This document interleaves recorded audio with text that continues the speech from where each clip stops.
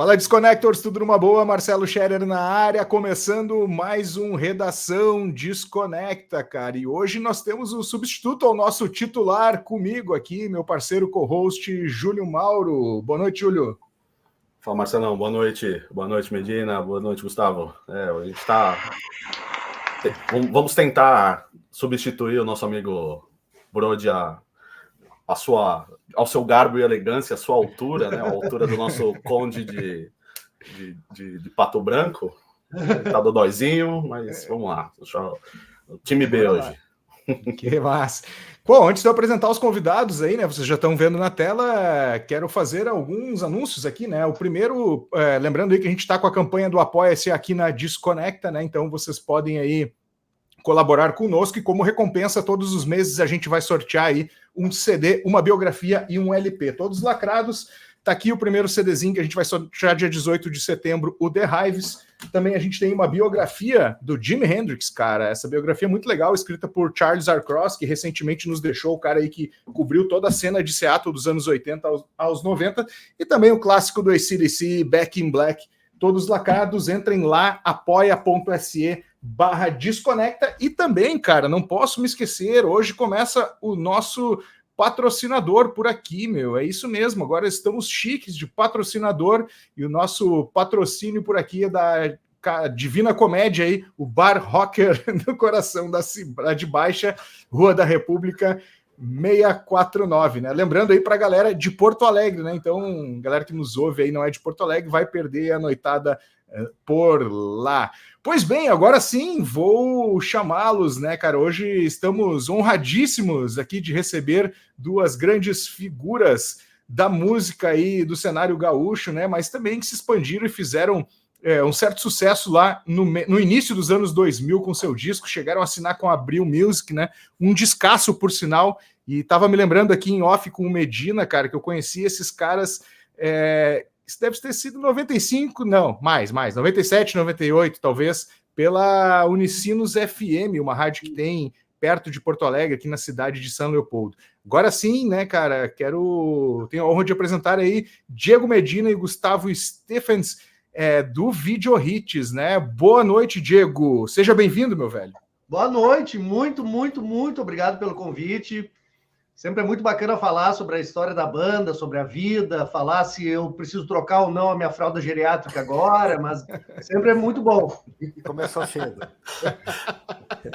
Boa noite, Gustavo. Ô, Diegão, tu não sabe, mas o Gustavo foi meu sócio aqui na Desconecta. A gente iniciou um negócio. Sabia? A gente iniciou, a Desconecta começou como um marketplace de disco, de mídia física, CD. Ah, que legal. E aí o Gustavão é da casa, Gustavo. Seja bem-vindo, meu irmão. Valeu, me sinto... tô em casa, né? Então, ao longo do bate-papo aqui, eu vou estar...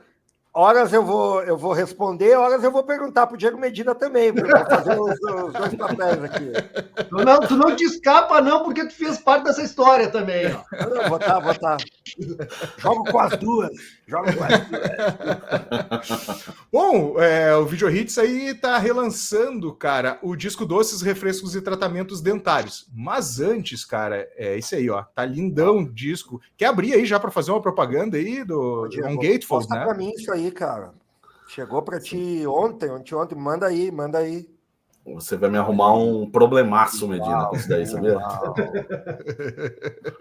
E a mídia? Mostra aí. Sim! Olha isso aqui. Caralho, velho. Que coisa linda, hein, meu? Lindo demais. É demais. Cara, primeiro, parabéns aí, né? Lançamento da Monstro, né? Parabenizar também o Léo Bigode aí por trazer a história da música, né? Muitas vezes esquecidas, né? Principalmente nos dias de hoje que a gente tem, cara, muita informação, muita música sendo lançada, né? E às vezes acaba confundindo a galera e esse resgate histórico feito pela Monstro é super importante. Mas eu quero começar com uma... Vai, Júlio. Rapidinho. Medina, quem que escolheu a cor da mídia? Fui eu. Parabéns, hein? Tá... A arte do disco, porque o disco original, aqui, eu não me lembro se aqui era vermelho ou laranja e verde. Isso.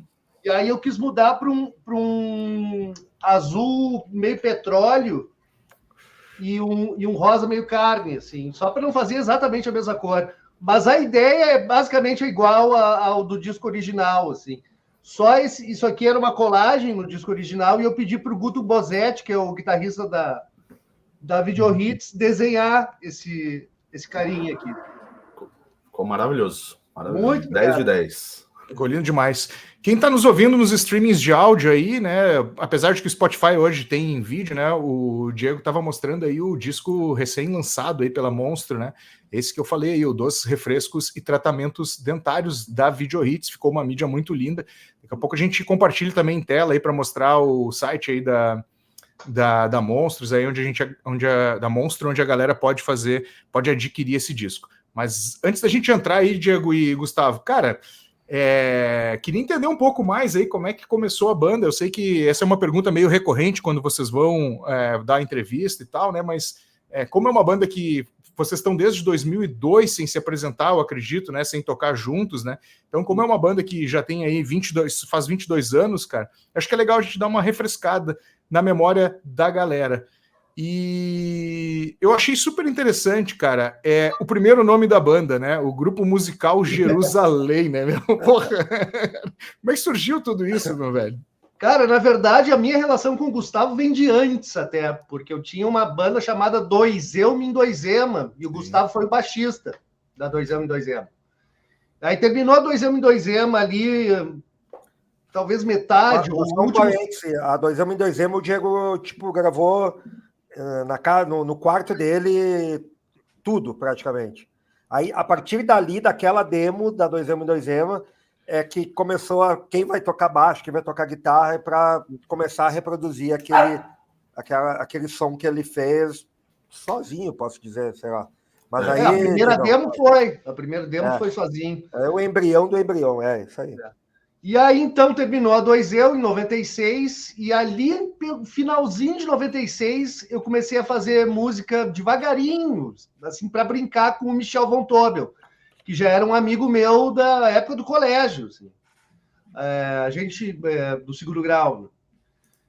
E aí, cara, aos pouquinhos começamos a fazer uma banda, assim. E aí eu chamei o Gustavo, de novo, quer tocar baixo aqui, né? E aí nasceu a Grupo Musical Jerusalém. A gente escolheu esse nome para fazer uma piadinha com essas bandas do interior de festa baile, tipo Grupo Musical Champagne, Grupo Musical Cachoeira, sei lá o que, né? Quando eu vi o nome da banda, eu pensei, é banda de bar mitzvah, né? Não. E, cara, a gente começou a gravar demo com esse nome, fazer alguns shows já com esse nome. Tem muita música que acabou indo para Video Hits que tinham sido compostas já na Grupo Musical Jerusalém. Só que lá por 98, o Michel namorava uma guria do interior do Rio Grande do Sul, então ele estava sempre na estrada. Até que um dia ele encontrou, numa passagem da estrada, um cartaz com o show da banda Grupo Musical Jerusalém. Vamos ter que trocar esse nome. Não é possível. Estão fazendo show sem mim por aí, né? Esse nomezinho desgraçado foi um favor até, assim. E aí, procurando na coleção de vinis do Michel para ver se aparecia alguma ideia para um nome novo, a gente encontra aquela coletânea clássica de sucesso dos anos 80 chamada Video Hits. Video Hits é um nome curto, né? Soa bem. E aí, a partir de 98, a gente deixa de ser Grupo Musical Jerusalém e vira Video Hits. Mas com a mesma formação, era um quarteto, né? Eu, o Gustavo, o Guto na guitarra e o Michel na bateria. Só mudou o nome. Pode falar. E aí a gente passou a gravar... Gravava demos, assim, ou em casa, ou em estúdio, demo, até que em 99, eu vou deixar para o Gustavo falar daí, porque o Gustavo estava produzindo o primeiro disco do Júlio Manzi no estúdio Dreyer. Então, aí... Não, então, aí entra o Júlio Manzi, que é um colega meu de escola, que também depois eu tocava com ele e tal, e parênteses, né, eu era baixista da Hard Working Band, desde 95, que Júlio era e é uma banda de música, soul music. que fez, cara, bastante sucesso e tal, assim, a gente tocou muito e tal. Mas então, aí o meu então amigo e ex-colega Júlio Manzi, que é um artista gaúcho que mora em São Paulo há muito tempo já também, ele falou, cara, eu ganhei uma licitação com uma verba para gravar um disco bancado por um incentivo público. E eu queria te contratar para ser o produtor. Eu falei, pô, então vamos nessa. Aí eu conheci os irmãos Dreyer. Eu não sei exatamente, eu não lembro como eu cheguei lá. Mas, cara, os irmãos Dreyer, para quem é ligado em música e está nos ouvindo aí agora, viraram uma questão até meio mitológica, assim, de alguns discos que eles gravaram que, por exemplo, vários discos do Júpiter Maçã e tal. Mas na época, cara, era uma sala comercial de um prédio comercial, assim, que ninguém imaginaria que lá teria um estúdio, assim. Mas aí chamou muito atenção. Se o meu prédio falasse. Mas chamou... Era um prédio comercial, normal, e numa salinha comercial tinha o Estúdio Dreyer, onde, assim, discos importantíssimos do rock gaúcho eram feitos lá dentro. E assim, chamou muita atenção, tipo, eu gravei com os dois irmãos, né? Então, o Thomas, cara, um gênio ali da pilotagem da gravação, e o Gustavo, inclusive como músico, e enfim, os dois irmãos muito assim, tiravam uma sonoridade dos instrumentos, e a gente pirava nas coisas e eles davam corda para fazer coisas doidas, assim. E aí, pronto, conheci os irmãos. Aí quando, né, veio na Video Hits, pô, o Diego e o Mike ali, pô, a gente tá com um repertório aí, sei lá, meia dúzia de músicas, 8, 10 músicas bacanas, vamos bancar uma gravação. E dessa vez fazer um disco, né? Dessa vez não fazer uma demo, mas fazer um disco para valer.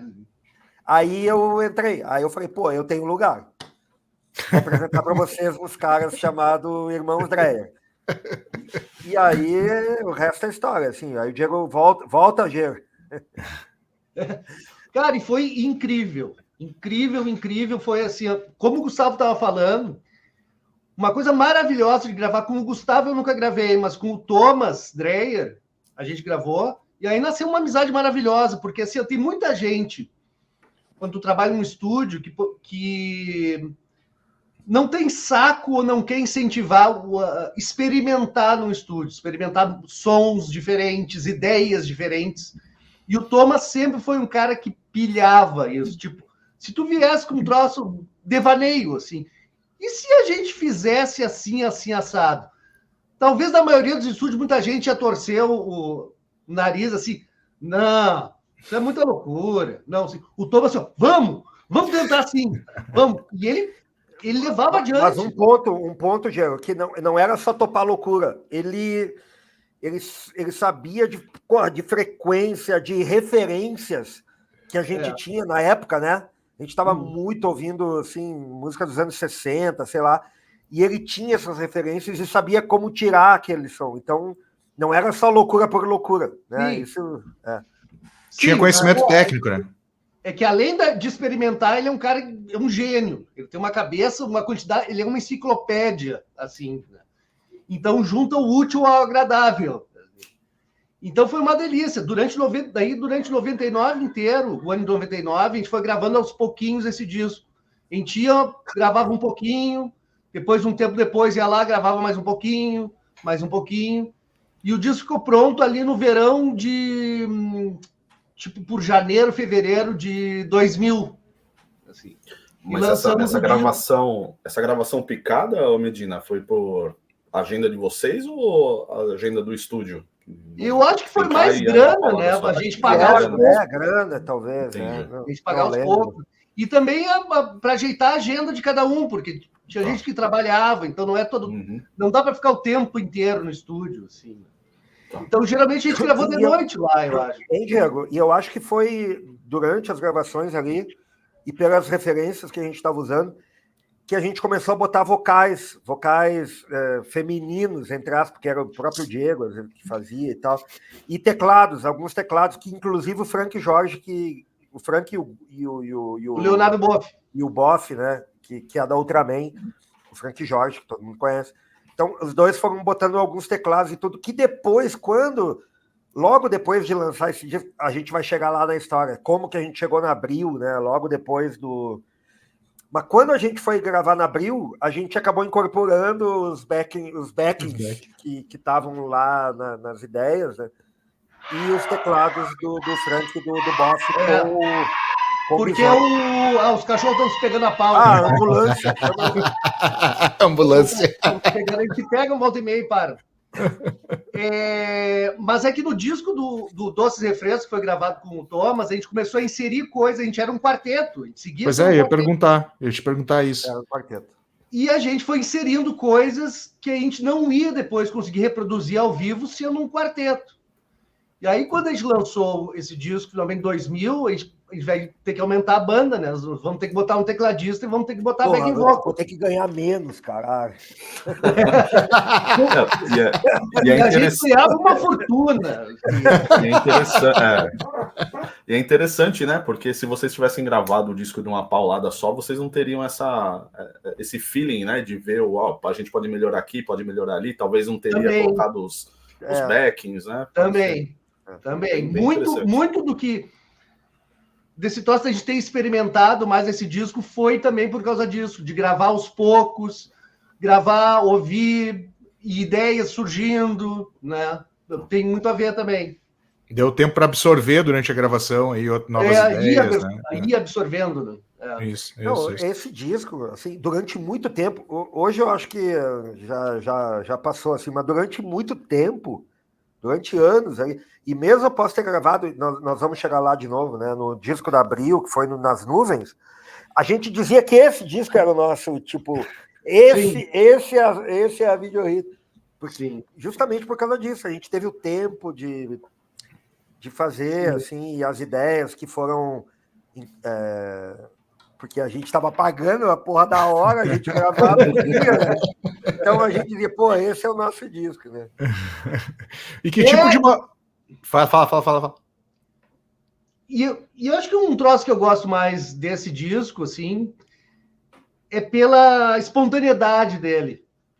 A gente não sentia a gente queria ser uma banda pop rock, a gente nunca fugiu disso. A gente queria ser uma banda pop rock, a gente queria estar nas bocas, a gente queria chamar a atenção, mas foi um troço mais espontâneo, assim, mais umas brincadeiras mais espontâneas, não se levando tão a sério, né? No troço da Abril, agora a gente está meio que lidando com cachorro, né? Com gente grande, assim, né? Estamos numa gravadora do caralho, era o selo que a gente queria Abril e a gente conseguiu Abril. Então, mas agora o buraco é mais embaixo, né? Agora não dá mais para brincar. Tinha hora para começar, para acabar. A gente pediu uns instrumentos lá na Abril, eles locaram um monte de coisa, trouxeram alguns artistas depois, né, que a gente pediu e tudo. Então, meio que vai botando uma pressão, né? E a gravação foi feita onde? No Rio ou em São Paulo, no estúdio da Abril? No Rio. No Rio. Nas Nuvens. É o estúdio do Liminha e do Gilberto Gil. Ótimo. Pra tu ver, né? Nas Nuvens foi gravado, tipo, clássicos do Titãs ali, e de Paralamas e de todo o rock nacional, assim. E vocês tinham a mesma liberdade de meter o dedo ali? Na gravação, sim. Na gravação, eu acho que a gente teve uma certa liberdade. Não como a gente teve gravando com o Thomas, né? Na gravação, e bem como o Gustavo falou, assim, a gente... Putz, eu acho que isso aqui tinha que ser gravado com o teclado Hammond da década de 60. Eles traziam o Hammond. Ótimo. E aí a gente ia para outro estúdio de tio Hammond. Era um troço tipo, putz, agora eu quero gravar essa música com uma guitarra SG e a corda vai ser 012, bem grossa e não sei o quê. Eles conseguiam a guitarra SG com a corda não sei o quê e tudo mais.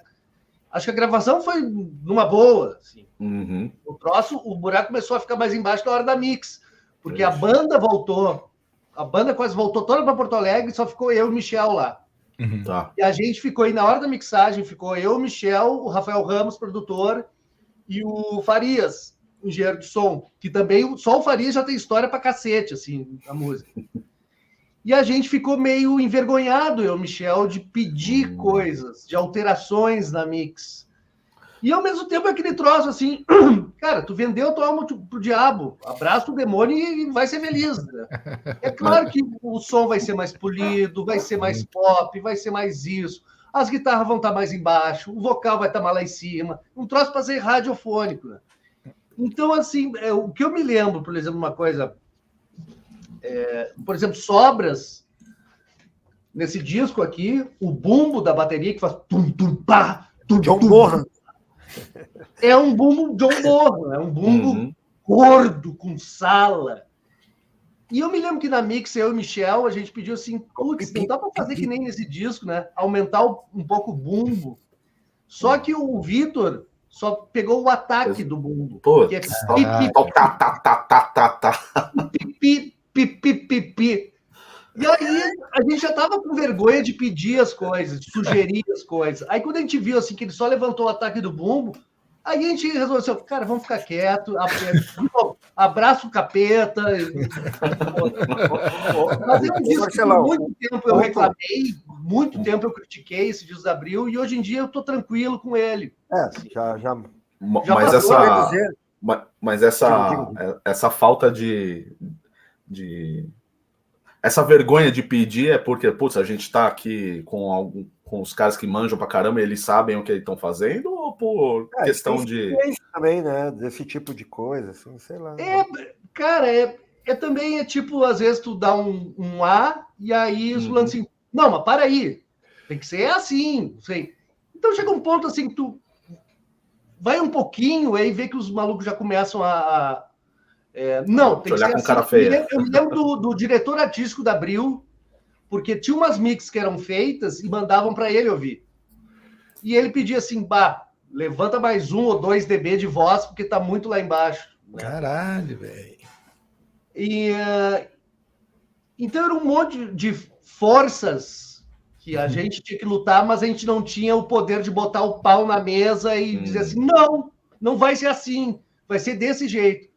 De novo, a gente aceitou, né? E para mim não tem problema isso. Tinha uma época que de novo, assim, a gente estava na chuva para se molhar. Assim, a gente estava para ser uma banda pop rock, radiofônica e dançar conforme a música. Assim. Voltando à possibilidade de pegar essas masters para vocês remixarem do jeito de vocês? Essa seria uma opção, mas eu acho que não. Não, até porque a gente viu a ideia inicial do pessoal da Monstro era lançar o disco da Abril em vinil. E aí eu entrei em contato com o Rafael e falei, e o Rafael explicou, não vai dar, não. Sendo que eu já ouvi falar muito tempo atrás que depois de 10 anos tu tinha o controle das masters, né? Pelo visto não é bem assim. Já faz 20. 22. Não é bem assim. Voltando... E nesse processo, eu fiquei sabendo até que esse disco nem está mais na Deck Disc, que é o troço do Rafael e tudo mais. A gente agora é da Warner. Barbaridade. E eu eles vão passando os catálogos, né? Vão comprando. Compra 100 catálogos e a gente está no meio dos 100 catálogos. E eu só fiquei sabendo durante esse processo de ver os direitos para o vinil. Senão eu não ia saber nada. Tu vai voltar, né, pro disco, que eu acho que a gente vai voltar. Mas só para te dizer que o gap, cara, entre terminar a demo e assinar com a Abril e já ir para o Rio gravar, tudo de novo, as mesmas músicas que a gente tinha acabado de gravar no Thomas. Foi muito rápido. Eu não lembro mais, será 20 anos, né? Mas foi pequeno. Muito rápido. Meia dúzia de show, assim, e a gente já começou a gravar tudo de novo em outro lugar. Muito rápido. Esse disco aqui foi super bem recebido pela imprensa nacional e por músicos e tudo mais. Mas nem teve tempo de... Porque logo em seguida a gente já começou a gravar tudo de novo. A gente lançou esse disco tipo em março, abril de 2000, começamos a fazer show, começamos a mandar o disco para a imprensa e tudo, e o troço foi crescendo, e eu não sei se ali por julho ou junho a gente estava assinando com a Abril já. Muito pouco tempo, mas só... E o último detalhe dessa transição entre discos praticamente com um repertório igual, né? Gravado em estúdios diferentes, é que é o Los Hermanos, né? Posso dizer assim, Camelo, Amarante e o Alex, né? O produtor, que aí o Diego pode contar, mas quem fez a ponte, quem ouviu o Doces, Refrescos e Tratamentos Dentários e pirou assim, falou, caramba, isso aqui, e foi muito rápido, foi o Los Hermanos, que na época estava com o Camelo. Com o segundo disco já, eu acho, né? Não tinha saído ainda. Não tinha saído o Bloco do Eu Sozinho. Gravando não, ainda não. O clássico Eu sozinho. Eles estavam na onda da Ana Júlia, assim, tipo, eles estavam estouradaço. Tava gravando o segundo disco. Tem um amigo meu do Rio que é o Alex Werner. O Alex é o produtor de shows do Los Hermanos. Ele não é o produtor dos discos, ele é o produtor dos shows, que faz toda a logística da coisa. De shows, E aí eu mandei o disco pro Alex. Eu conheço o Alex há muito tempo. E o Alex mostrou, eu acho que para o Camelo o disco. E o Camelo adorou o disco e mostrou para o diretor artístico da Abril, né? Escuta esse disco aqui que eu acho que tem espaço para isso aqui, né? E o cara comprou a ideia. Foi isso, foi a partir do Camelo que eu me lembro do Amarante falando que estavam em viagem, porque eles estavam numa turnê, assim, enlouquecida, né? Com a Ana Júlia e tal. E o Amarante falando para nós que estava entre uma rodoviária e outra, uma estrada e outra, e ele sentou no meio-fio de uma calçada e acho que o Camelo falou para ele, escuta isso aqui. Aí ele escutou o Sentido Anti-Horário, ele falou, caramba, velho, que é isso? Aí ajudou na... Foi bem legal. Ô, Marcelo, quem diria, né, que viria alguma coisa boa do Los Hermanos, né?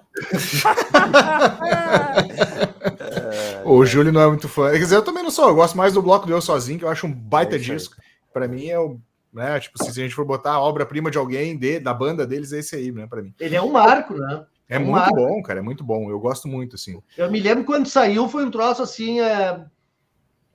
Eles estavam indo para uma linha totalmente diferente do que era do primeiro disco, que era hardcore, com uma coisa mais isso, mais aquilo, meio circense, ou sei lá o quê, e o bloco é um corte, assim. Eu me lembro que todo mundo que eu viu, assim, puta que pariu, que disco é esse, caralho? Foi foda. Não, ele teve uma repercussão muito forte mesmo naquela época, né? Deixa eu voltar então para os Doces, Refrescos, Tratamentos Dentários. Pô, vocês falaram em experimentações com Thomas aí, que tipo, eu vi uma foto aqui do Diego abraçado num prato de bateria junto com, acho que é o Thomas ali, um dos Dreyer tava ali, né? É um espeto? Eu acho que é. Espeto cheio de prato, aqui em casa. Que tipo tem várias, Marcelão, tem várias. Pois eu quero entender que tipo de loucura vocês assim, fizeram em termos de experimento. Eu vou dizer duas, o Diego vai dizer umas 10 aí, mas tem uma, cara, que a gente botou para gravar e quebrou uma lâmpada no meio do corredor do prédio. Não, foi um bojo! Foi um bojo de lâmpada. Sabe aquele bojo de prédio comercial que tem nos corredores? Nossa, a gente tava de madrugada lá, loucão, né, cara, gravando. Pegamos o bojo, botamos para gravar e gravamos, e o bojo foi utilizado, assim. Outra... Não, a partir do bojo, ele fez uma batida. Ele sequenciou uma batida com o bojo descarrilando. O bojo era a caixa, né? É a de bomba.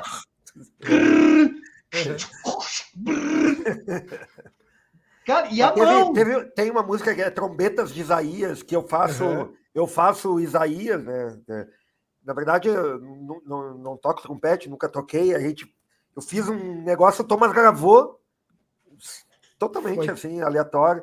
E ficou aquela corneta desgraçada. Foi uma trombeta de Isaías.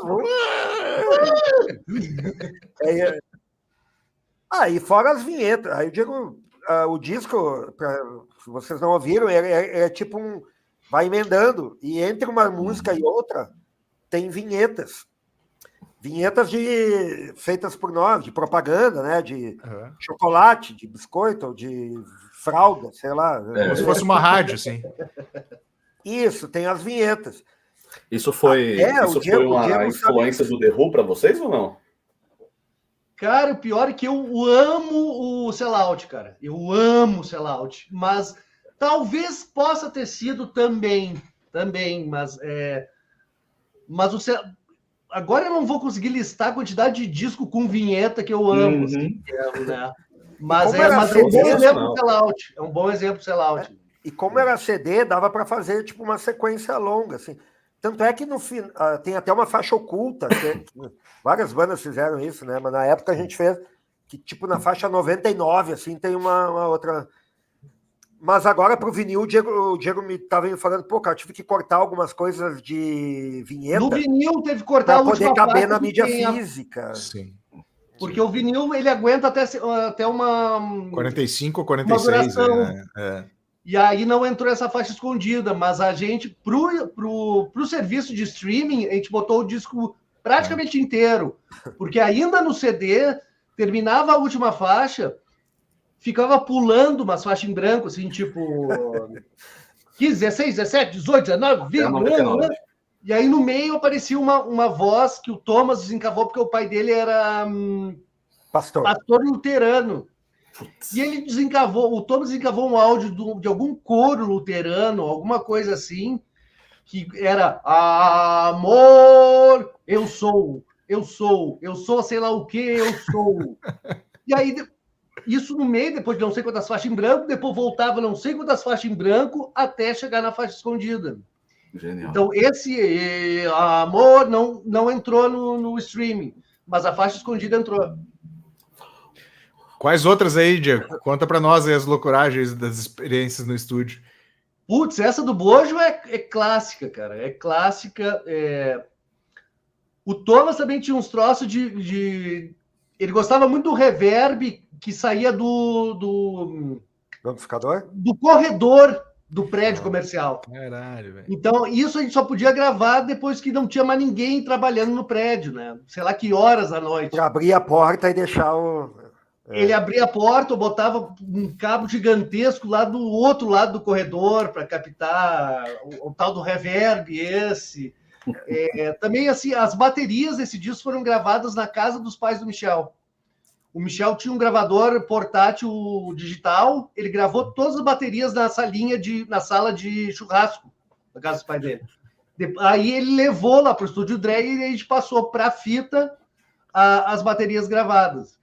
Então também tem algumas vinhetas nesse disco que foram gravadas lá na casa do pai do Michel, inteiras. Assim. Ô, Diego, uma pergunta.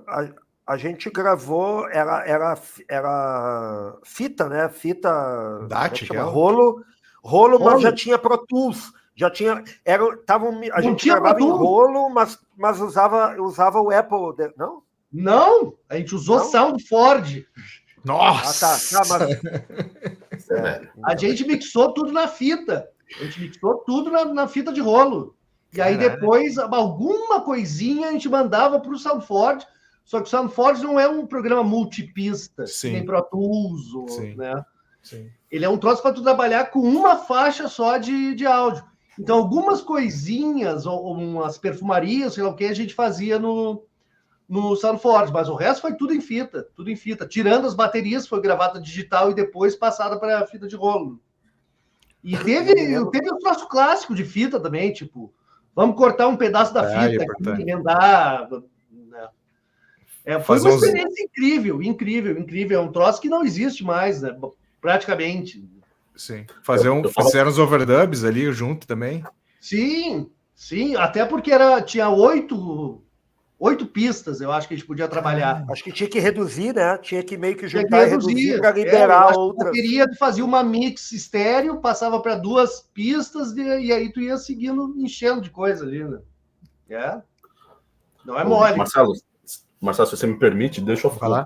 Uma curiosidade minha. Eu tava conversando com o Marcelo hoje à tarde, né? Aí eu tava reouvindo o disco que ele me passou alguns dias atrás, que eu confesso que eu não conhecia o disco. Aí eu tô ouvindo desde então. Aí uma curiosidade, na primeira faixa que tem disponível no streaming, né? Por um acaso vocês sabem quem é a pessoa que apresenta vocês como se fosse num show? Não, como se fosse um personagem, a gente não sabe. Isso. Não sabe. É alguém ali. Tá. Porque eu tenho quase certeza que eu conheço a pessoa. Eu até comentei com o Marcelo, porque eu tenho alguns amigos que moram em Porto Alegre. E falei assim, vou perguntar para eles na live se é a tal pessoa. O Júlio não está falando do Jimmy Pipiolo, que no caso do clipe apresenta a banda, né? Não, mas daí ele Júlio só pro clipe, né? Não foi no disco. Ah, tá. Porque, Júlio, a gente fez o clipe da música Você. Sim. E também a gente regravou até o próprio clipe, né? Mas, enfim. Loucura isso. Mas no clipe primeiro, da Doces Refresco, tem o Jimmy Pipiolo que apresenta a gente. Ele é um ator, assim, que ele era um comediante daqui. Mas ele não era um comediante muito famoso, ele é um comediante muito da velha guarda. Ele participava, eu acho, talvez como vilão dos filmes do Teixeirinha. O Teixeirinha foi um gauchesco aqui, do Rio Grande do Sul. E meio paraguaio, meio... Quando vocês virem o Rio... E eu não sei quem foi que teve essa ideia, não sei se foi o diretor do vídeo, o René Goya, que veio com essa ideia. Vamos chamar o Jimmy Pipiolo, né? E ele tem esse sotaque castelhano engraçado, assim. E ele participou tanto no vídeo de você, do Doce Refresco, quanto também no vídeo de você, do Registro Sonoro Oficial. Cara, isso é uma coisa muito doida, né? Porque a gente, poucos meses depois, regravou... Não basta regravar o disco, a gente regravou o clipe. O clipe. Capaz. Sério, cara? Voltando não foi uma diferença tão curta, assim, até porque o disco saiu só em 2001. Mas a ideia do clipe é a mesma, tipo, é a mesma... Sim. Voltando a esses tempos aí, retomando assim os anos 2000 ali, a virada e de século, né? Pô, aqui no Sul a gente teve, vocês participaram ativamente aí também, tivemos várias bandas ali que podiam ser colocados na mesma safra, né? Não que fizessem um som igual, mas estavam na mesma safra. Bideu Balde, o próprio Cachorros aí, que vieram um pouquinho depois ali e tal. Como é que era a cena de Porto Alegre nessa época, assim? Vocês têm lembranças vivas, assim, além do Ocidente, locais para tocar, né? Porque hoje em dia a gente percebe, o Diego que está em Porto Alegre aqui, o Gustavo faz tempo que saiu daqui, né? Uns 2, 3 anos.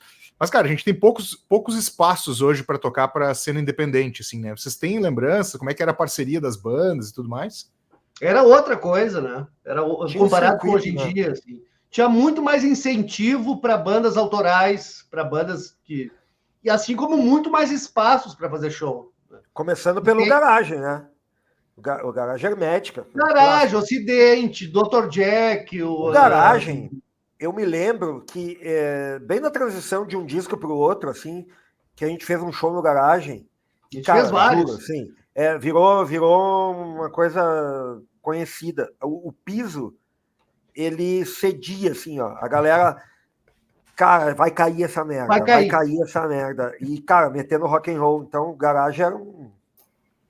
E esse do piso, eu me lembro, assim, porque era um piso de madeira. Isso. E o pessoal começou a pular na nossa frente, na frente do palco, caralho. E o piso fazia assim, ó. Cara, a gente ficou com medo. É hoje que essa porra cai, hoje vai dar merda, e seguiu adiante. Mas te respondendo, Marcelo, tinha um circuito, cara, tinha um determinado circuito. Que eu fazia, era um pouco diferente. O circuito que eu fazia com a Hardwork era um pouco diferente do circuito mais underground, assim, né?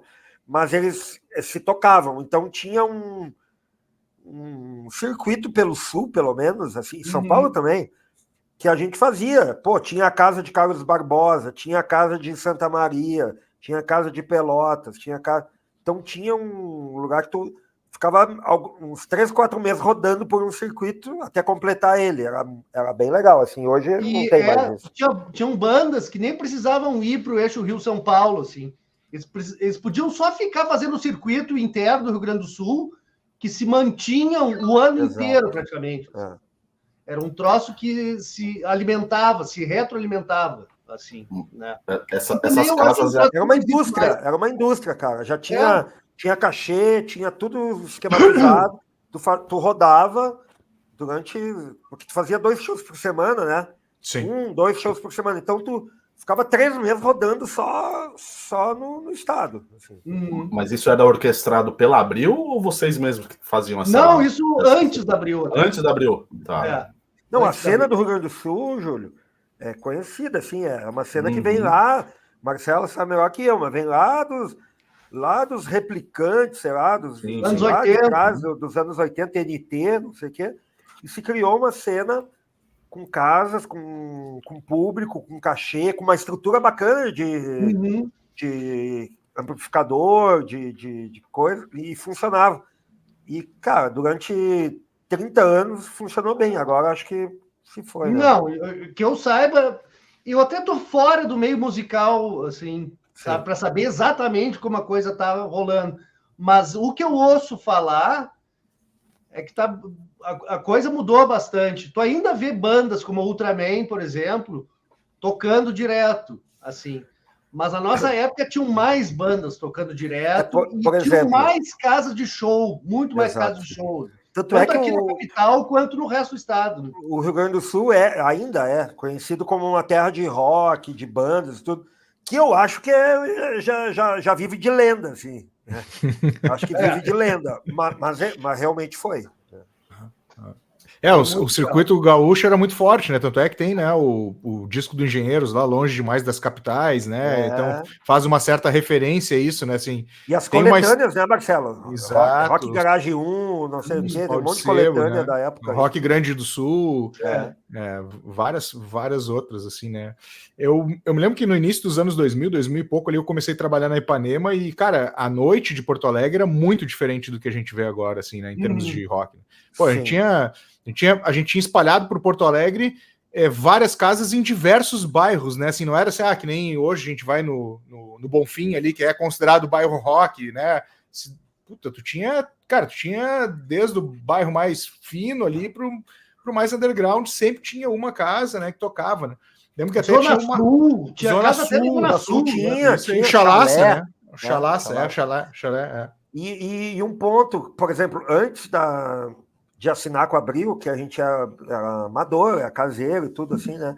Os shows eram marcados pelo Diego, por quem conseguisse. Vamos dizer assim.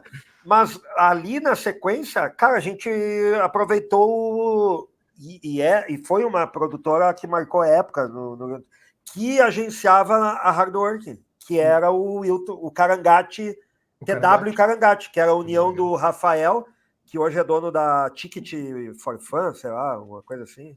Dessas empresas de ticket. De ingressos, né? De ingressos. Não, o dele é o Uhu. A empresa dele é o Uhu. Da Opus, né? E o Wilton Carangati, que tinha os Eles. O Wilton começou com os Eles, tinha o Papas da Língua e tal. E então a gente tinha essa produtora que abriu para nós shows nesse circuito mais comercial, vamos chamar assim. Mas começou a rolar aí. Teve a procura da TW já, porque a nossa imagem já estava começando a ficar um pouco mais forte. Claro. Né?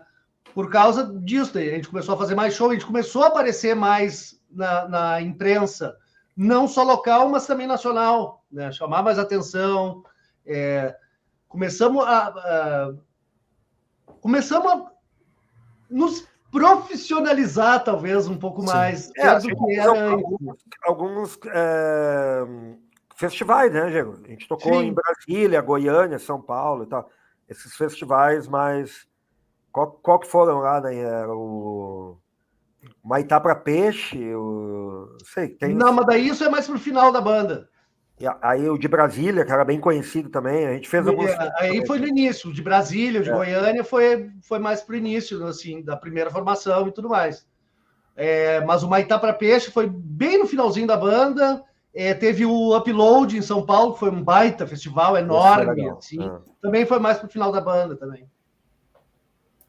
E a gente chegou a tocar com o Pato Fu também aqui em São Paulo, gravando... Tipo, no Sesc daqui, o Musicals, que era do Gastão, né? Gastão, né? Na cultura, né? Isso. A gente gravou no Sesc, se não me engano, Pompeia, com os Videohits e Pato Fu. E aí, com o próprio Pato Fu, a gente fez show no Araújo Viana, que é um lugar bem legal de show em Porto Alegre, no Parque Farroupilha, na Redenção. Então, teve algumas coisas assim. E uns programas de TV chalaça total, assim, né?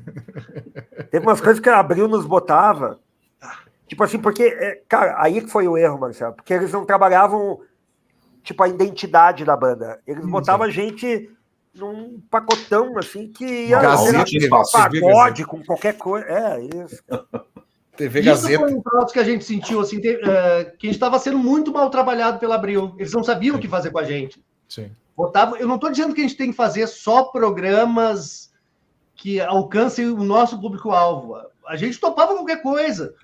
Mas se tu for botar na balança a quantidade de bomba que a gente fez, a quantidade de programa legal, as bombas aumentam, são maiores. Tipo, uma bomba legal foi do Rony Von, porque ele gravou com a gente. Tem uma música com vocês, né? Aí o Rony Von participou do disco. Porque era um programa para senhoras, meio-dia, para cozinhar e tal. Era terno de... Como é que era? Era cozinha de Príncipe. Mãe de gravata. Mãe de gravata. Mas vocês cantaram com ele, Silvia, no programa ou não? Cantamos, cara. Não tinha nada a ver, por exemplo, o programa da Ione da TV Gazeta. Putz. A Ione era... Enfim, na época era uma versão muito piorada da Ana Maria. Vagabundos. E, cara, a gente tá... jamais alguém que gostaria de ouvir o som da Video Hits ia ver o programa da Ione. Impactamos que zero tá pessoas. Aqui, cara? Mas então, o que eu ia dizer... a gente passou um mês, a gente ia e voltava de São Paulo, ia e voltava. Até que teve uma vez que a gente ficou 1 mês e meio. Eles alugaram um apartamento pra gente e a gente passou um mês e meio para ficar à disposição da gravadora para que a gente fosse divulgado ali no meio Rio-São Paulo. Uhum. Cara, rolou quase nada. Assim, se tu botar 1 mês e meio, a maioria do tempo era gente jogado no apartamento, morrendo de tédio. Ninguém, assim, todo mundo largou tudo. Então, todo mundo, assim, dependia da banda para viver, dependia não sei o quê, e nada acontecendo. E aí, é claro que isso mexe com o teu humor, né? Mexe assim, porra, o pessoal começa a ficar azedo. Talvez eles não sabiam onde colocar vocês exatamente por essas escolhas erradas que eles fizeram, né? Dos programas iniciais aí não terem tido um chamariz maior, né? Talvez, né? Porque, cara... Não, porque a gente fez muita coisa bacana, que nem o Musicals, a gente fez o Bem Brasil. MTV. Maravilhoso. MTV é um troço muito esquisito, porque MTV da Abril, era né? da Abril. A gente era da Abril. Fez pouca coisa, poderia ter feito muito mais. A gente foi 2 vezes na MTV, foi muito. Foi muito. Ao invés de jogar com as cartas da casa, né? Não fez valer, né? Porque era mais fácil, foi, assim, né? Um trabalho que eles fizeram pra gente. E à medida que depois tu ouve falar de outras bandas, como é que foi o histórico de outras bandas, isso era basicamente uma coisa comum nos selos. Os malucos não sabem o que fazer. É um bando de gente incompetente lá dentro, que não sabe o que está fazendo ali, nunca ouviu o som da banda, não sabe que som é esse, não sabe... Muita gente perdida, assim. Pelo menos daquela época. Hoje em dia eu não sei como é que tá. Mas é um troço clássico. Hoje em dia nem MTV tem mais. Mas eu tô namorando faz anos a Simone, que foi baixista da primeira formação do Autoramas. Sim. Então ela também tem muita história sobre o meio musical, né? Da parte de Autoramas e da outra banda que ela teve, tudo. E ela também me confirma, cara, ela já trabalhou para a gravadora. Ela sabe exatamente como funciona a coisa lá dentro. Assim. E é bem isso. Cara, ninguém sabe direito o que está fazendo ali. Um bando de gente perdida. E imagino que ainda role, porque nunca parou de rolar, o jabá. Sim. Tu só vai para frente pagando o diabo do jabá, cara, promovendo a banda com jabá. Em rádio, em programa de TV, não sei o quê. Se não rola o jabazeco, a coisa não vai para frente. E tem... E aí são suposições, assim, porque, tipo, o nosso primeiro single, Você, não estourou do jeito que eles esperavam. E aí a gente veio com um segundo single, que é Louco por Você, que era mais pop ainda, assim. Diz que algumas rádios nem queriam tocar mais. Não, nem me vem com Video Hits, porque a gente não tem interesse em tocar. Aí eu fico pensando, não tem interesse em tocar ou se molhasse um pouquinho mais, tocava, né? Fica essa dúvida. E a escolha da divulgação dessas músicas foi por parte da gravadora ou vocês tiveram alguma voz para escolher? A Você foi ao natural, né? O primeiro single, Você foi ao natural, porque já era uma música que estava tocando, o próprio Rafael adorava a música. Essa foi a primeira, foi ao natural. Acho que o perrengue que deu foi na escolha do segundo single. Mas depois do disco que é pronto, eu recebi um telefonema lá, quando eu morava em outro apartamento, do diretor artístico da Abril. Olha, eu ouvi o disco e não tô achando em nenhuma faixa uma música de trabalho. Caralho, velho. Ligou lá para minha casa, assim. Será que vocês não podiam gravar mais uma música, sei lá o quê, né, para tentar ser a música de trabalho? E eu falei assim, cara, nós não vamos gravar mais porra nenhuma. Tem música de trabalho nesse disco, sim. É só trabalhar. Nós não vamos gravar outro som, porque por ele, assim, não estou identificando nenhuma música de trabalho nesse disco aqui. Absurdo. Não vamos gravar nenhuma música mais. Não vamos. Se virem. Cara, tá louco, meu. É de desanimar, né? Bom, vocês acabaram... A banda, no fim, acabou, né? De uma certa forma. Eu quero voltar a uma pergunta aqui, que é referente a Monstro aí, né? Ainda falando do álbum, mas antes aí quero falar aqui dos apoiadores do programa aí, que é o Vertigem Tattoo e Piercing, que fica ali na Independência 1093, fone 513311 3825. Vai lá, quer fazer a tatuagem? Aproveitando, cara, a gente tá com uma promoção na Desconecta aí, todos os meses a gente vai sortear uma tatuagem de R$500, tatu da Vertigem Tattoo. Bom, para quem é de Porto Alegre sabe do que eu estou falando aí, né, cara? A Vertigem tem mais de 25 anos, né, cara? Uma referência aqui na região. Então, para concorrer, te cadastra em desconecta.com.br/vertigem. Também falar aqui o outro apoiador aqui do canal, que é a loja O Colecionador, a loja virtual especializada em bonecos colecionáveis dos universos geek e nerd. Hein? Galera que gosta de Funko Pop, de action figure, né, que é aqueles bonecos que são muito parecidos com os originais, já sabe aonde comprar, ocolecionador.net. Caras, eu queria perguntar, cara, como é que surgiu esse convite aí para relançar esse disco, né? Como é que foi as tratativas? Vocês comentaram no início ali que a ideia inicial era pegar o primeiro álbum, esse álbum que saiu com a Abril, mas como é que foi esse início, assim, né? Da onde surgiu a ideia? Vocês conversaram com o Léo? Como é que foi essa aproximação? O Léo entrou em contato comigo há 3 anos atrás. 3. Cara... 3 anos atrás, assim, cara, tenho interesse em lançar Video Hits em vinil. Quero lançar, eu adoro a banda, muita gente gosta da banda e a gente tem essas nossas edições. O filho que eu vou ter daqui a alguns anos vai gostar, então a gente tem que começar agora. E a gente quer lançar Video Hits. Tá, e a gente foi se falando, né? Se falando por 3 anos, até o ponto, eu fiquei esperando ele falar assim, agora vai, vamos fazer. Por enquanto era um namoro, assim, cara, eu tenho interesse, maravilha, vamos lá. Até que, acho que final do ano passado, talvez, o Léo falou, vamos, agora vamos. E aí eu entrei em contato, aí começa toda a burocracia pra caralho. Até porque tu já falou, Diego, até porque tu já falou que a ideia original era do disco da Abril, né? Então, sim, só em tentar lançar um disco, não dá, ter que mudar o projeto, já vai... E aí, falando com o pessoal da DEC, né? Porque a princípio a gente estava na DEC, falando com o Rafael Ramos, cara, ia ter muita complicação para lançar o disco da Abril. Já de início, assim, tipo, tem participação do Ronivon, tem participação do Gerson King, aí envolve direitos, porque a música do Ronivon é dele, envolve direitos, envolve uma série de coisas. Isso ia ser alguma das coisas para complicar, né?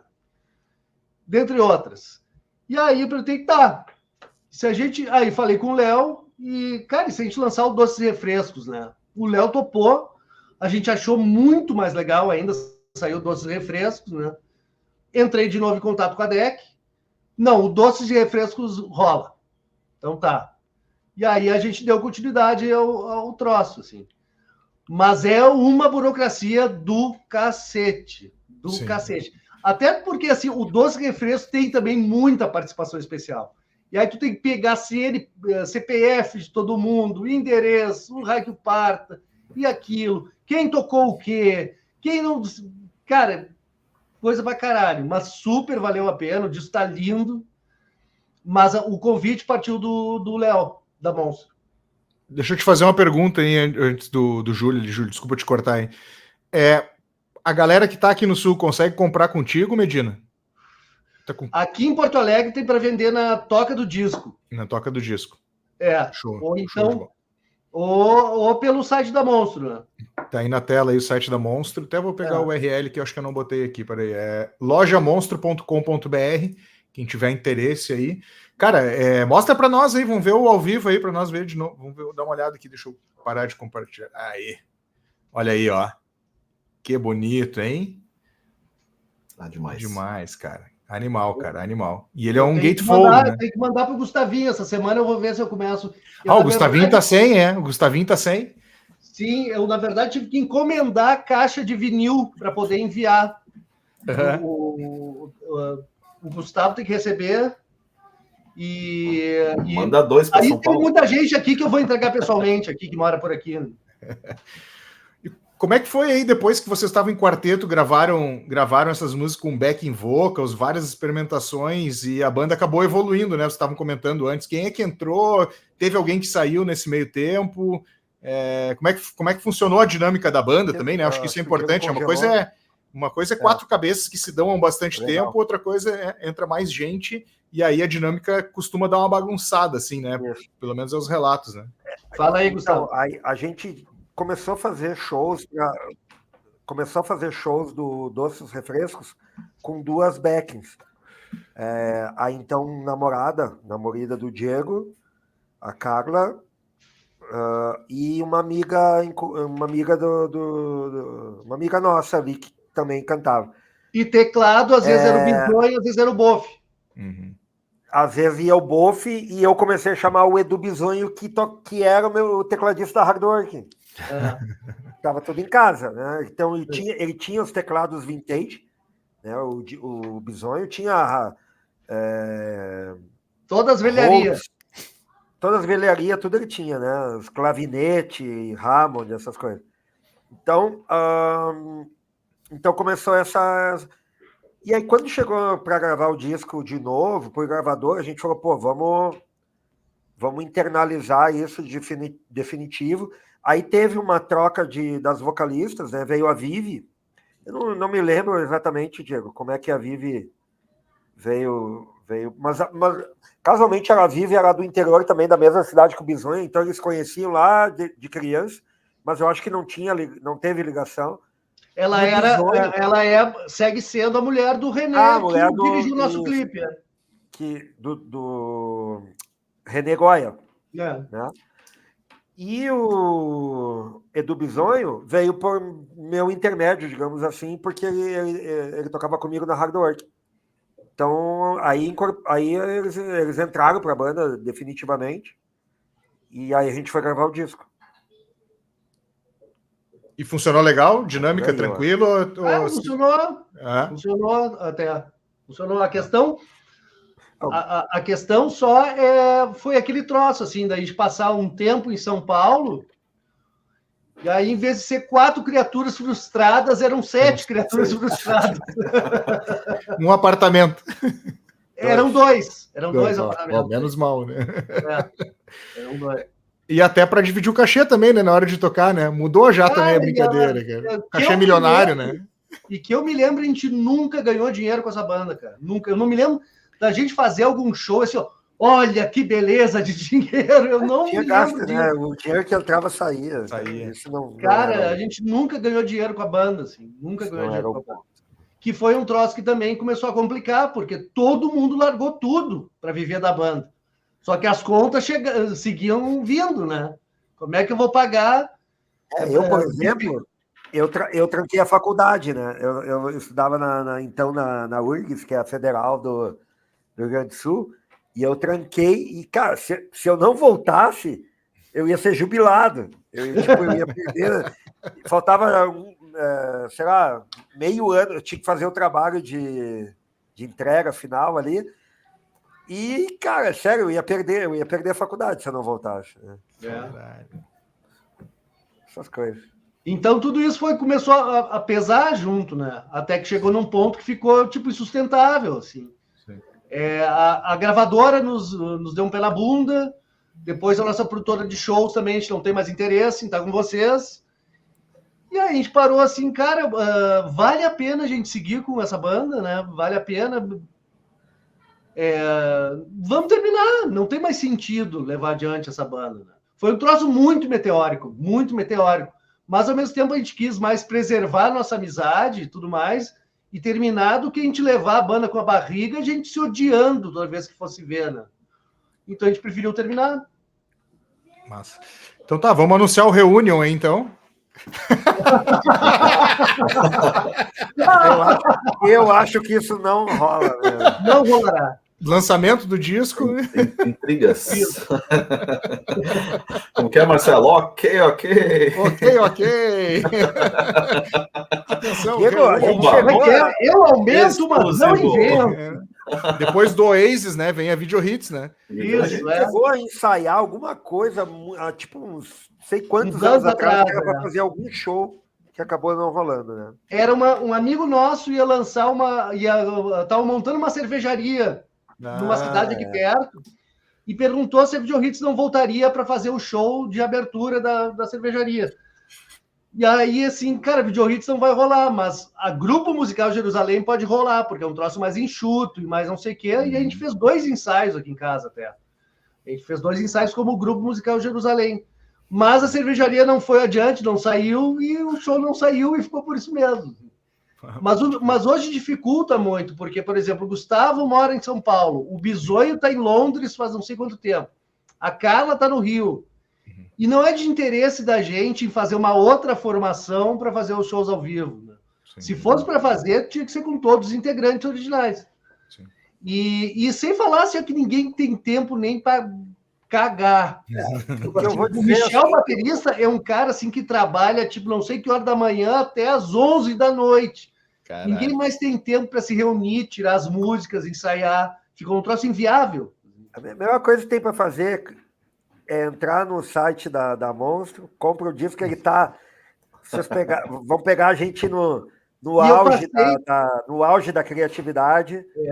A sonoridade é top, assim, é muito legal. Então, ouve o Doces Refrescos, que é a melhor coisa que tem para fazer. E eu passei muita coisa gravada em VHS ou em câmera na época da Video Hits, tanto antes da Abril, tem até coisa da Grupo Musical Jerusalém, eu passei para digital e subi no YouTube. Tem um site que é www.sumadiscos, Suma, S-U-M-A, discos.com.br/Video Hits. Nesse site tem um link também para uma playlist só com os vídeos da Video Hits que eu subi para o YouTube. Tem coisa pra caramba, assim, muita coisa. Esse aqui? Suma Discos, opa, BR, não é NR. Peraí, deixa eu alterar aqui o... Quem sabe faz ao vivo, já diria o velho. Aí, agora sim. Que bom que você subiu isso, porque eu ia te perguntar, né? BR, isso aí. Galera que tem curiosidade em conhecer aí tem muito vídeo. Tem desde participação em programa, entrevista, vários shows, desde o Grupo Musical Jerusalém, tem material pra caramba. Olha lá, tem a Ione lá, Marcelo. E eu tenho ainda as filmagens, que eu não passei ainda, as filmagens do disco lá no Rio de Janeiro. Eu preciso passar. Que demais, cara. Que demais. E os do Dreyer, tu tem? Ou vocês não gravaram nada, só foto? Cara, do Dreyer tem foto, mas nessa lista aí da Video Hits tem a masterização. Tem o final, assim. Tem o final. Tá filmado lá. Tem uma curiosidade mais técnica aí dessa reedição aí. Quem é que fez o corte aí pra master do vinil? Thomas Dreyer. Toma. A gente voltou com ele. Ficou na mão do criador, né? Não, o Diego falou no começo assim, ó, eu topo só se o Thomas que for mexer. Tinha que ser. E para tu masterizar para vinil, tem algumas coisas que tu tem que mexer na equalização, era um troço que eu não sabia, por causa dos sulcos do vinil ali, das ranhuras do vinil. Dependendo da equalização, tu não forma um sulco tão profundo, talvez. Eu acho que talvez seja os graves. E aí não aparece quando tu vai ouvir. Então, nisso tu tem que dar uma mexida para ir pro vinil. Boa. Demais, hein, cara? Que mais que a gente pode falar do disco? Assim, curiosidade, o que tu tava fazendo com aquele espeto e aquele prato na mão lá, Diego? Aquilo provavelmente foi um porre. Aquilo foi algum porre e a gente pegou um espeto e tudo e começamos a tocar prato bêbado. Assando um prato mal passado ali. Exatamente. Aquilo certamente foi um porre. Que demais, Julião. Mais alguma pergunta aí, meu velho? Não, só curiosidade de saber do Diego as ilustrações, né? Como que veio aí como você chegou no momento que você falou que vocês pararam de trabalhar, né? Enquanto estava fazendo enquanto estava divulgando, né? O disco com a banda, né? Você chegou a parar totalmente de fazer as ilustrações? Daí é um detalhe. Ou era paralelo, ou não era? É um detalhe, me lembro do Diego. Eu era o único que segui trabalhando. Eu era ilustrador. Na época, eu era ilustrador diário da Folha de São Paulo. Eu me lembro o Diego em aeroporto, em ônibus, sei lá, num posto de meio de estrada, tendo que finalizar uma ilustração para a Folha, né, Diego? Folha. Eu trabalhei por 3 anos, todo santo dia, fazendo ilustração para a Folha. Eu trabalhava, eu fazia à mão. Eu fazia à mão, mas quando eu estava viajando, eu levava um notebook e fazia direto no computador ali para mandar. Assim. E esse troço da ilustração, eu comecei a me profissionalizar mais em ilustração por causa da Folha. Entendi. Lá por 99, rolou um concurso, né? Rolou um concurso da Folha fazendo uma convocatória para novos ilustradores. Eu mandei material, eu não fiquei, eram 3. Eu não fiquei entre os 3 finalistas, mas um tempinho depois me chamaram. Olha, a gente gostou do teu trabalho, tu quer participar? Óbvio que eu quero. E aí, todo dia, eu fazia 2 ilustrações, pelo menos, para o Caderno de Esportes. Às vezes, alguma coisa para ilustrada, às vezes, não sei o quê. Fiquei 3 anos. Esporte, cara, coisa que o Diego nunca fez na vida. Levantamento de copo. E não chegou a rolar um contato com o pessoal da Ilustrada? Ela falou assim, dá uma divulgada na minha banda, tem uma banda aqui, tem uma banda ali, é do grupo, né? Entre aspas, né? Putz, pior é que não, cara. O pior é que não. Dá uma divulgada aí. Pior é que não rolou, não. A pena. Teve a vez que a gente saiu na capa da Ilustrada, acho que era Ilustrada, eu acho. Metade Videohits, metade Bideobaldi. Sim, foi bem na capa, mas eu não me lembro, não me lembro se foi Ilustrado ou Estadão. Não me lembro se foi Ilustrado ou Estadão, um dos dois. Assim, E até porque era uma época que eles falavam assim, o novo rock gaúcho. Pegavam sempre a Videohits e a BD. E casualmente as duas tinham 7 integrantes, 2 gurias, não sei o que, tinha muita coisa que o pessoal botava a gente no mesmo balaio. Assim, né? E então por muito tempo a gente teve destaque na mídia, assim, o novo rock do Rio Grande do Sul, BD e Videohits. Que demais, cara, que demais. Ô, gurizada, o seguinte, passei a ouvir aí fim de semana, reouvir os 2 álbuns, assim, né, cara, e é gritante. Eu acho que vocês começaram o bate-papo aqui falando, e eu só vou corroborar com vocês aí, que cara, é gritante a diferença da polida que deram no som de vocês aí na Abril. E eu tô com vocês, cara. Eu gosto do mais sujo aí, do mais distorcido ali, né? Que eu acho que tem mais a cara de vocês aí, pelo menos para quem pegou essa fase ali no início da banda, né? Cara, e ele é muito mais parecido com a cara que a banda tinha ao vivo. Ao vivo. A banda ao vivo era mais pesada, era mais as guitarras mais altas, mais berrada, mais assim, né? Que no disco da Abril ficou uma versão mais uma versão mais polida, né? Uma coisinha mais palatável, mais radiofônica. E você que tem tudo gravado aí... Player é mais a nossa cara do que a gente era ao vivo. Como é que é, Júlio? E você que tem um monte de material gravado, Diego, você não tem nada de ao vivo gravado? Ou tem e não tem como virar um, sei lá, um futuro disco ao vivo da banda, alguma coisa assim? Eu tenho algumas coisas em cassete, talvez, de apresentação ao vivo. Eu tenho Mas acho que não tem a qualidade, né? Não tem a qualidade para... porque era gravação de mesa ali, não era grandes coisas, assim, mas eu devo ter em fita cassete, eu devo ter alguma coisa, assim. Não era por canal também, é tudo numa fitinha normal, né? Tinha gente até que gravava em ADAT, né? Mas a gente era... Grava aí, põe uma cassete e grava aí. Vamos ouvir depois. Vamos ouvir no carro do fulano ali. Usar uma BASF ferro aí, coloca aí. Isso, Agora vocês entregaram a idade, hein? É só a cara novinha. Ô, Diegão, só para a gente falar aqui, além do teu trabalho de música, que tu comentou que não está mais tocando, tu também, hoje, tu trabalha com locução, ilustração. O Diego Medina, para quem é aqui do Sul, vai se lembrar bastante da propaganda da Polar, né, Diego? Tu fez muito sucesso aqui, até hoje tu recebe abraço no supermercado? Volta e meia, sim. Volta e meia. Cara, Polar foram 13 anos, 13. Foi muito tempo. Quando ele está comprando fruta e cotonete, ninguém reconhece ele, mas quando ele passa naquele corredor da gôndola da Polar. Mas é engraçado porque ainda tem, cara, para magrão eu não sirvo mais, eu tô todo grisalho, careca, né? Tô muito mais velho, mas ainda tem gente que, tipo, pediu uma coisa do correio. E aí o cara que vem entregar, assim, eu te conheço de algum lugar. Aí eu fico quieto, assim. Tipo, não, e tem o cara clássico, da Polar, assim, né? Tem o clássico, hein, Júlio e Marcelo? Tem o clássico do Diego também do biscoito, chocolate, caramelo. Do Twix, você que fez a propaganda também? Eu não sabia se tu fez o biscoito, chocolate, caramelo. Claro. Chocolate! Caramelo! Enfim, né? Por muito tempo. Cara, e eu não me considero ator, eu não sou ator. Na verdade, eu tenho desenvoltura. Tu liga uma câmera na minha frente, eu começo a me macaquear. Eu tenho facilidade para improviso.